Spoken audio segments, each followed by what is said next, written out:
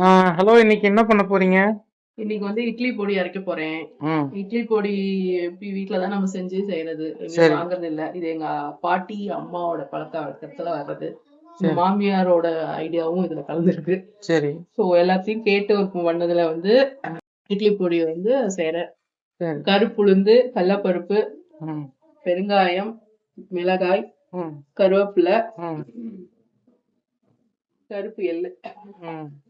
கருப்பு எள்ளுனா வெள்ளை எள்ளு கூட சேர்த்துக்கலாம். ஸோ இது எல்லாத்தையுமே தனித்தனியா வறுத்து எடுத்துக்கணும். வெறும் கடாயில தனித்தனியா வறுத்து எடுத்து இதுல கருவேப்பிலையும் சேர்த்து.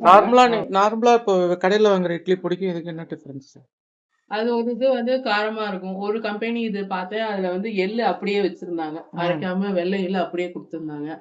இல்லைன்னா ரெட் கலரா இருக்கும். இது கலரும் நல்லா இருக்கும், டேஸ்டும். கருப்புளுந்து இதுல இருக்கிறதுனால இடுப்பு எலும்புக்கு நல்லது, லேடிஸ்க்கு நல்லது, எல்லாத்துக்குமே நல்லதுதான். மிளகா வந்து மினிமமா தான் யூஸ் பண்றோம். கடலப்பருப்பு, எள்ளு வந்து ரொம்ப நல்லது. கருப்புளுந்து வந்து 1.5 கிளாஸ், கடலப்பருப்பு 1 கிளாஸ், எள்ளு வந்து 50-100 கிராம். எள்ளு எவ்வளவு தேவையோ அது போட்டுக்கலாம். மிளகா வந்து காரத்துக்கு ஏத்தாப்புல எவ்வளவு மிளகாவோ அவ்வளவு போடுவாங்க. சில பேர் நிறைய போடுவாங்க காரம் வேணும் அப்படின்னு. அதே மாதிரி பெருங்காயம் வந்து எடுத்துக்கணும். இது நிறையாவும் எடுத்தா ஒரு மாதிரி பெருங்காயம் வாடையா வரும்.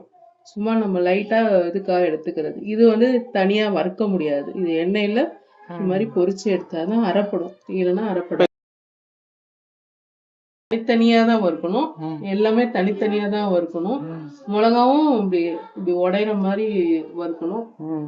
ரெண்டாவது வந்து கருப்பு எள்ளு வந்து வறுக்கும் போது லைட்டா சூடு பட்டா போதும்.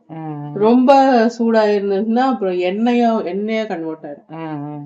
எண்ணெய் நிறைய வந்துடும். அதே மாதிரி அரைக்கும் போது இது வந்து எல்லாத்தையும் சேர்த்து அரைக்கலாம். இது கடைசியா போட்ட ஒரு 2 சுத்து சுத்தினா போதும்.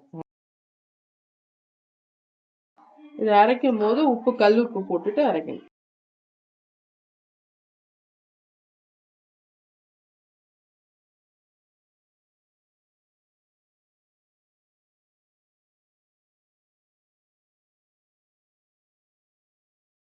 வேணும்னா சால்ட் ஆட் பண்ணலாம். ஏன்னா ரொம்ப அரைப்பட்டுருச்சுன்னா நல்லா கரிக்கிற மாதிரி, உப்பு கரிக்கிற மாதிரி. இது எப்ப போடுவாங்க? உளுந்து கருப்பு. இது கொஞ்சம் அரைப்பட்டதுக்கு அப்புறம் அதை போடணும்.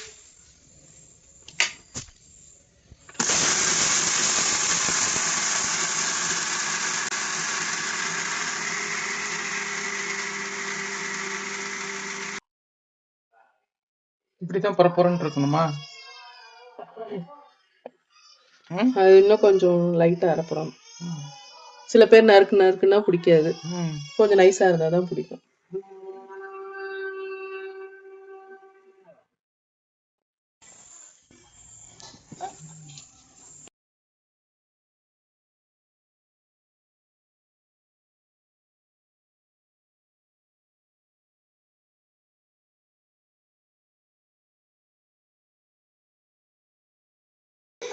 ஹாய் ஃப்ரெண்ட்ஸ், இப்போ வீட்டில் அரைச்ச பொடி, இட்லி பொடியை சாப்பிட்டு போகிறேன். எப்படி இருக்குன்னு பார்க்க டேஸ்ட். எங்கள் அம்மா, எங்கள் மாமியார், அவங்க அம்மா எல்லாம் சொன்ன டிப்ஸ் வச்சு என் ஒய்ஃப் அரைச்சிருக்கேன்.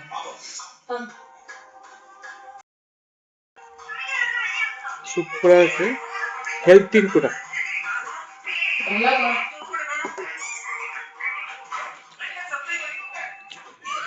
நீங்களும் ட்ரை பண்ணி பாருங்க. கமெண்ட்ஸில் டவுட் இருந்தால் கமெண்ட்ஸில் போடுங்க. தேங்க்யூ, பாய்.